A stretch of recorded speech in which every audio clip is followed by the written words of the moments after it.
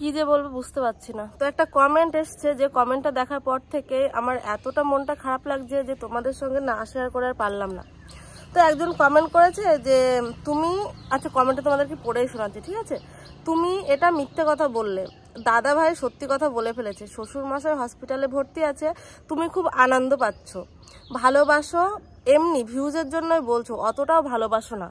আমি জানি তোমাদের পাড়ার একজন বলেছে তুমি তোমার বরকে পুরো গোলাম করে রেখেছো, তোমাকে ভালো ভাবতাম কিন্তু এখন তার উল্টোটা ভাবি। তো এইটা হচ্ছে এই যে কমেন্ট করেছে। তো দেখো, আমি কিন্তু একবারও বলিনি যে আমি খুব ভালো। তোমরা কিন্তু আমার ভিডিও দেখে, আমার ব্লগ দেখে আমার সম্বন্ধে জেনেছো। আমি তো তোমাদেরকে একবারও বলতে যাইনি আমি ভালো। আর একটা মানুষ কিন্তু পুরোটাই কখনো ভালো হতে পারে না, ভালো খারাপ নিয়েই হচ্ছে মানুষ। তো এটা হচ্ছে দ্বিতীয় কথা। প্রথম কথা হলো যে তুমি এতদিন আমার ভিডিও দেখে ভাবতে আমি ভালো, তো ঠিক আছে, ভিডিও দেখে তুমি ভাবতে ভালো, তো আমার ভিডিওতে আমি কোনগুলো দেখাই আর কোনগুলো দেখাই না, আর আমাদের পাড়ার লোক কে এসে গো, তার নামটা যদি সাহস থাকে আমাকে একবার জানিয়েও তো। আর তুমি কি মেয়ে না ছেলে, আমি তো তোমার আইডি দেখে কিছুই বুঝতে পারলাম না। তো আমাদের পাড়ার কোন লোকটা তোমাকে বলেছে যে আমি আমার বরকে পুরো গোলাম করে রেখেছি, আমার শ্বশুরমশাই হসপিটালে ভর্তি আছে বলে আমি খুব আনন্দ পাচ্ছি? তো আমার কি দেখে তোমাদেরকে এরকম মনে হচ্ছে? তো প্রথম কথা তোমাদেরকে একটা বলেছিলাম যে আমার শ্বশুরমশাই বিয়ের পর থেকে আমাকে কোনো দিনও মানে বৌমার চোখে দেখেনি, মানে পুরোটাই আমাকে মেয়ে প্রথম আসার দিন থেকে যে আমাকে মা বলে রেখেছে, এখনো পর্যন্ত আমাকে মা বলে রাখে। আমার শ্বশুরমশাই যেদিন হসপিটালে যাই না, তোমরা খেয়াল করেছো নাকি, আমার চোখ দিয়ে জল পড়ছিল, আমি কান্না করছিলাম। তো এটা আমি তোমাদেরকে বলতে যাচ্ছি না। তো সেকেন্ড কথা হচ্ছে যে আমাদের পাড়ার কে তোমাদেরকে এই কথাটা বলেছে।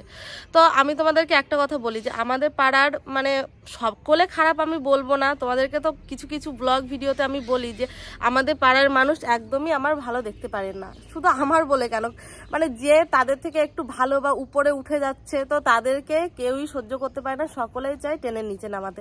কি বলো তো, নিজেদের মানুষই নিজেদের ভালো দেখতে পায় না, সেখানে তো পাড়ার মানুষ কি করে একজনের ভালো দেখবে সেটা বলো। তো আমি ভিডিও করি, এটাও অনেকে সহ্য হয় না। আমার শ্বশুর বাড়িতে যে আমি এতটা ভালোভাবে আছি সেটাও অনেকে সহ্য হয় না। আমার হাজব্যান্ডকে আমি কখনোই গোলাম করে রাখিনি। আমার হাজব্যান্ড যতটা আমার কথা শোনে তার থেকে 1% বেশি হলেও তার মা বাবার কথাই শোনেন। আর শুনবে নাই বা কেন, তারা তাকে ছোট থেকে মানুষ করেছে। আমি কখনো তো এটা বলবো না যে তুমি তোমার মা বাবার কথা শুনবে না, শুধু আমার কথা শোনো। আর দেখো, আমাদের বাড়িতে না কোনো ঝামেলা নেই। তোমাদেরকে একটা কথা আমি বলছি যে আমাদের বাড়িতে কোনো ঝামেলা নেই, কারণ আমরা 4 জন মানুষ, 4 জনই ব্যস্ত খুবই।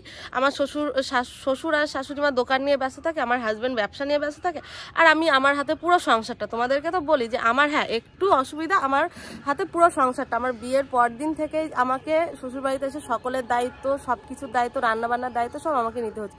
তো এটা এখন আমার কাছে কোনো ব্যাপার না, কারণ এটা আমার অভ্যাস হয়ে গেছে। আর শ্বশুরবাড়িতে আসলে তো মানুষ কাজ করবে, এটাই তো স্বাভাবিক, তাই না?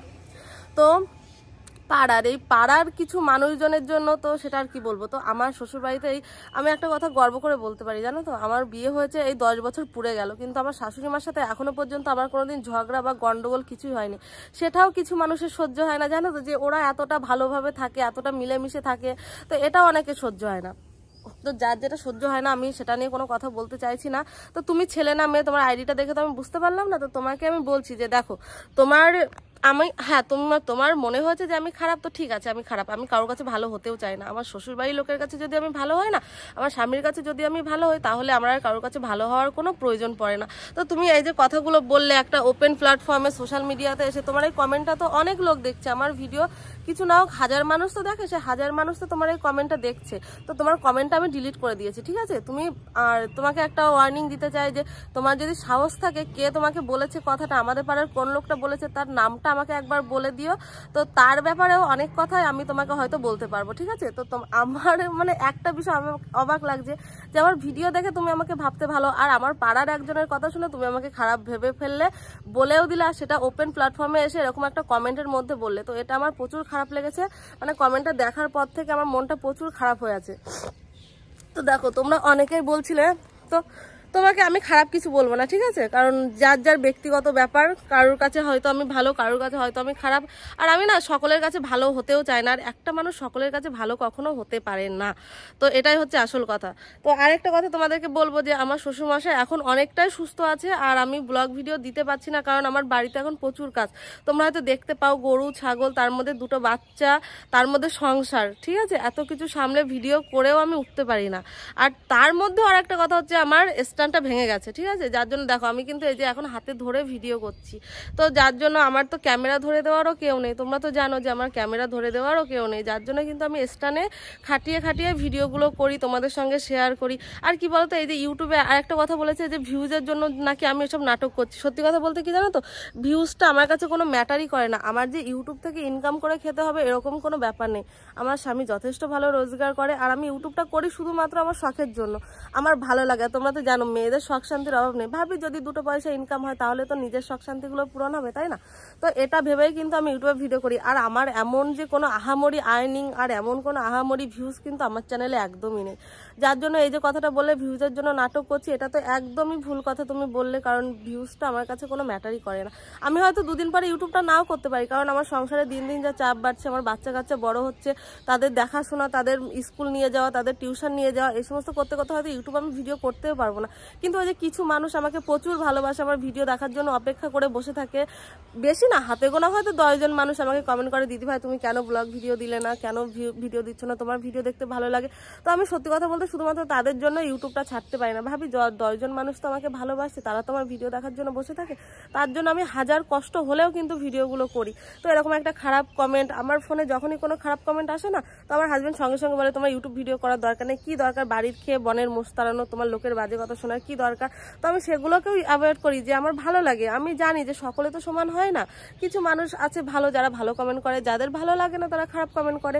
আর আমি দেখেছি আমার থেকেও কত বড় বড় চ্যানেল আছে যাদেরকে মানুষ তো হাজার হাজার নেগেটিভ কমেন্ট করে, খারাপ কমেন্ট করে, তারা কি থেমে থাকে? দেখো আজকে যদি আমি একটা চাকরি বাকরি করতাম, তো সেখানেও হয়তো আমাকে অনেক কথা শুনতে হতো, তো সেটা ভেবেই আমি চুপ করে থাকি যে ঠিক আছে। আর সত্যি কথা বলতে আমার ভিডিওতে খুব একটা বাজে কমেন্ট আসেও না। তোমরা তো যারা ভিডিও করো তারা, মানে যারা ভিডিও দেখো তারা খুবই ভালো, আমার যারা ভিডিও দেখো অনেক ভালো ভালো কমেন্টই করো, তো যার জন্য আমার ভালো লাগে। আমি জানি আমার তো কোনো নেগেটিভ কমেন্ট আসে না, কিন্তু এই কমেন্টটা এসেছে কাল রাত 11টার সময়।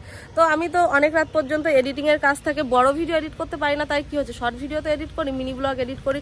তো তখনই যখন ফোনটা বন্ধ করে শুতে যাবো তখনই কমেন্টটা আমার চোখে পড়লো, তো তখন থেকে আমার মনটা প্রচুর খারাপ হয়ে আছে। আর এখন সকাল কটা বাজে দেখবে, এখন সকাল বাজে হচ্ছে 8টা 14। আমি বাড়িতে সকল কাজ বাজ গুছিয়েছি, গরুর খাবার টাবার বসিয়ে রেখে তাই উপরে ছাদে আসলাম ভিডিওটা করতে। আর অর্কমাহি এখনো ঘুমাচ্ছে, ওঠেনি। তো তোমরা ওয়েদারটা দেখেও বুঝতে পারছো যে হালকা হালকা এখনো কুয়াশাও আছে, পুরো এখনো রোদ্দুরও ওঠেনি। তো যাই হোক, এইটুখানি কথা বলার জন্য ভিডিওটা আমি করলাম। তো দেখো আমার কথা শুনে যদি তোমার খারাপ লেগে থাকে তাহলে আমার কিছু করার নেই। আর তোমার যদি সাহস থাকে তো তুমি আমাকে নামটা বলে যেও, ঠিক আছে, যে কে তোমাকে, আমাদের পাড়ার কোন লোকটা তোমাকে বলেছে। আর কি বলো তো, পাড়ার লোকের কাজই হচ্ছে কাঠি করা, কেউ যদি উপরে ওঠে তাকে টেনে নিচে নামানো। আজকাল বললাম না যে নিজেদের লোকই নিজেদের লোকের ভালো দেখতে পায় না, গিরগিটির মতো রং পাল্টায়। আমার এমন অনেক মানুষ দেখা আছে জানো তো, মানে সকলের প্রয়োজনে সকলে আমাকে পাশে পেয়েছে, কিন্তু আমার যখন প্রয়োজন, আমার যখন খারাপ সময়, তখন আমার পাশে কেউ থাকে না। মানে এটাই বাস্তব। মানে আমি একটা এমনই মানুষ জানো তো, মানে যার যখন যেভাবে ইচ্ছা হয় আমাকে ইউজ করে পুরো ফেলে দেয়। তো থাক, সে সমস্ত কথা আর বললাম না। সকলে ভালো থাক, সুস্থ থাক, কারুর মানে খারাপ কামনা আমি কখনোই করব না। আর আমি যেমন আছি ঈশ্বরের কৃপায় আমি অনেকটাই ভালো আছি। মানে আমার মতো সুখী হয়তো আজকের দিনে দাঁড়িয়ে কেউ নেই। হয়তো শ্বশুরমশাইয়ের একটু শরীরটা খারাপ, কিন্তু বাড়ি চলে আসবে, আবার আগের মতো সব কিছু হয়ে যাবে। আমার শ্বশুর বাড়ি নিয়ে, আমার সংসার নিয়ে আমি খুবই হ্যাপি। তো সেখানে দাঁড়িয়ে আমি বলছি যে আমার থেকে সুখী মানুষ হয়তো কেউ নেই। তো যাই হোক, চলো আজকে অনেক কথা বলে ফেললাম, একটু টাইম বের করে। আর তোমরা যারা ব্লগ ভিডিও দেখার জন্য বসে আছো, তো দেবো ব্লগ ভিডিও। আমি শ্যুটই করতে পারছি না জানো তো, যে আমার স্ট্যান্ডটা ভেঙে গেছে, বললাম আমার হাতে ধরে কি ব্লগ ভিডিও শ্যুট করা যায়। তো যাই হোক, অনেক বকবক করে ফেললাম সকালবেলাতে। তো চলো এখন হাজব্যান্ডের সোয়েটার দুটো নিয়ে যাব নিচে, কাল থেকে শুকাচ্ছে, কালকে আর নিয়ে যেতে মনে ছিল না। তো চলো টাটা, সকলে ভালো থেকো, সুস্থ থেকো।